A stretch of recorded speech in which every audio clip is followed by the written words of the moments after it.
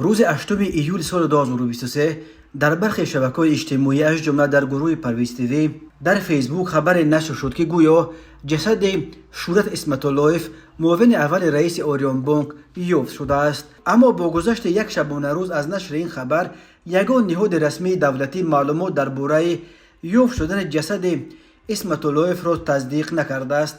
منابع پایگاه خبری بامداد نیز میگویند تا کنون جسد بانکدار معروف را پیدا نکردند و در قطقط دریای زرافشان جستجوی جسد او و ماشین رنگش سیاه خونده صنعت که اسمت اللهیف را شام 23 ایون از نزد خانه‌اش در مرکز دوشنبه با همین ماشین ربوده بودند ادامه دارد.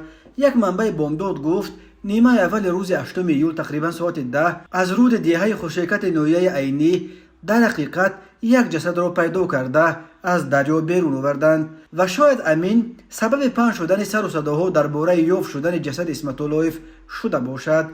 اما این جسدی که در خوشیکت از دریا برآوردند جسد یک جوان بود که یک دستش با کدام علت از بدنش کنده شده بود. این دقیقاً جسد معاون رئیس اوریون بانک نبود. مقامات الکی معاین کردند که این جسد یک ساکن دیهه زیرآباد است که چند پیش امروی مادرش دچار صدمه شده بودند. جسد مادرش را در حدود دیهه پنجکین یافته بودند، خودش را نیافتند. گفتم صحبت بامداد. منابع بامداد میگویند برای تفتیشات اینکه شورت اسمت اللهیف دیگر زنده نیست یقین شده است، ولی جستجوی جسد او تا حال ادامه دارد. شورت اسمت اللهیف که 49 سال داشت در گذشته رهبر نمایندگی شرکت پولفرستی وسترن یونیون در تاجیکستان بود و سالهای آخر معاون اول رئیس اوریون بانک و عملا دست راست رئیس این بانک حسن اسدالله زاده بود. او را شام 23 ایون از نزد خانه‌اش در کوچه زکریای روزی ناحیه اسماعیلی سامانی 4 نفر به ماشین رنگش سیاه خونده صنعت